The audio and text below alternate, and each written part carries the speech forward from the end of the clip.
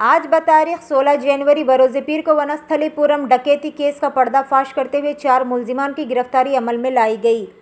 Rachakonda police commissionerate SOT और Vanasthalipuram police ने मुखलिसाना कोशिश करते हुए डकैत गैंग का पर्दाफाश किया, जिसने एमआरओ वाइन्स के ओनर से 25 लाख रुपए की नकदी लूट ली थी। वनस्थलीपुरम पुलिस स्टेशन के हुदूद में ऑटो नगर में आज बतारीख 16 जनवरी बरोज़ पीर को 4 मुलजिमान की गिरफ्तारी अमल में लाई गई। मुलजिमान की शिनाख्त कुछ इस तरह से की गई। पहला मुलजिम अब्दुल हकीम उम्र 32 साल, दूसरा मुलजिम उमर बिन हमज़ा अल जाबरी उम्र 30 साल, तीसरा मुलजिम हमज़ा बिन अल जाबरी ज़फ़र पहलवान उम्र 40 साल, चौथा मुलजिम फ़हद बिन अब्दुल रहमान उम्र 42 साल है। जबकि इस केस में मुलविस एक और मुलजिम रहीम गौरी जो पुलिस की गिरफ्त से अभी भी मफरूर बताया जा रहा है। पुलिस ने मुलजिमान के कब्जे से 18 लाख रुपए की नकदी रकम, एक मर्सिडीज बेंज कार, एक यामाहा फासिनो बाइक और 5 मोबाइल फ़ोन्स को भी जब्त कर लिया और मुलजिमान को गिरफ्तार करते हुए इन्हें अदालती तहवील में भी भेज दिया गया। आइए सुनते हैं इस खुसूस में मज़ीद तफसील। इसी तरह की मज़ीद तफसीलात के लिए हमारे चैनल को यूट्यूब पर लाइक करें, फेसबुक और इंस्टाग्राम पर फॉलो करें। केस हुआ था करीब 4 दिन पहले। वो केस बहुत सेंसेशनल केस था, आप सभी को पता है। इमीडिएटली हमारे डीसीपी साहब, डीसीपी क्राइम, डीसीपी एसओटी सभी लोग सीन विजिट किए। मैं खुद भी सीन को विजिट किया था। तो उसमें एक महिला वेंकट रेड्डी जिनकी वाइन शॉप है, वो वहाँ से घर जा रहे थे तो 50 लाख रुपया उससे 2 एक्यूज मोटरसाइकिल ये स्कूटर पे आके उनको किक करके लात मार के लेके गए और इस इंसिडेंट की वजह से बहुत ज़्यादा सेंसेशन भी हुआ। तो उसके कंटिन्यूस इन्वेस्टिगेशन करने के बाद आज उस केस से जुड़े हुए 4 लोगों को गिरफ्तार किया गया है। उसमें ये मालूम पड़ा कि जो इसमें से एक मेन एक्यूज है नईम, उसने किसी से पैसा लिया था वेंकट रेड्डी के रिलेटिव से 50 लाख रुपया। वो रियल एस्टेट का काम करता है, उसमें थोड़ा नुकसान हुआ या कोई रियल एस्टेट का डील हुआ, 50 लाख रुपया उसने लिया।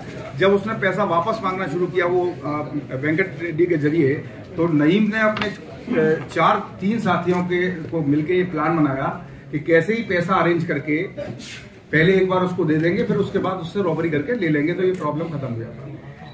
ये स्कीम बना के उसने एक रहीम गौरी और एक उमर बिन हमजा को मेन तरीके से कांटेक्ट किया।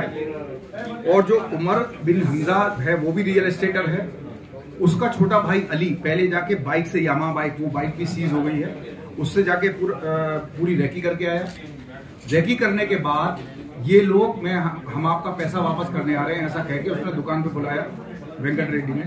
जैसे ही इसने पैसा वापस किया नईम ने इमीडिएटली उमर को फोन किया और जैसे ही वेंकट रेड्डी, ये लोग अपना तैयार होके खड़े थे रेकी करके, और जैसे ही वेंकट रेड्डी वो पैसा लेके वापस अपने घर को गया तो बीच में उन्होंने उस पर हमला करके उसको लात से मारा और दोनों बैग छीनने की कोशिश की।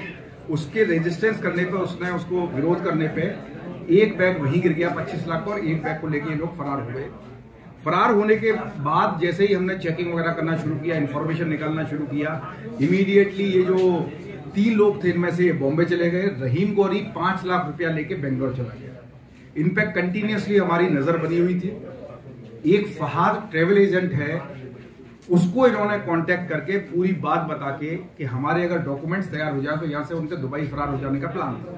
तो उस पर हमने एक काम तो ये किया कि एलओसी तुरंत जारी करवाई, इनकी लुकआउट नोटिस जारी कराया एलओसी, जिससे कि वो बाहर ना जा सके। दूसरी तरफ उन्होंने ये कागजात, जो पासपोर्ट, वीजा, टिकट वगैरह लेके डिलीवर कराने का बहुत प्लान किया, लेकिन वो प्लान जब कामयाब नहीं हुआ तो ये लोग उसी मर्सिडीज बेंज कार से आज आके उससे मिलके जो है अपने कागजात लेने वाले थे और उसके बाद यहाँ से देश से फरार होने का प्लान कर रहे थे। उसी प्लान में इंफॉर्मेशन आने के बाद हमारे 11 टीम डीसीपी साहब की अगुवाई में और डीसीपी क्राइम और डीसीपी एसओटी, इन तीनों की टीम ने मिलके उनको इंटरसेप्ट किया, 3 लोगों को अरेस्ट किया और उनकी निशानदेही पर जो ट्रैवल एजेंट फहाद है उसको भी अरेस्ट किया गया, जिसने इन लोगों के लिए ये सारी घटनाक्रम जानने के बावजूद भी, सारी हकीकत जानने के बावजूद भी देश से भागने में इनकी मदद करने की कोशिश की।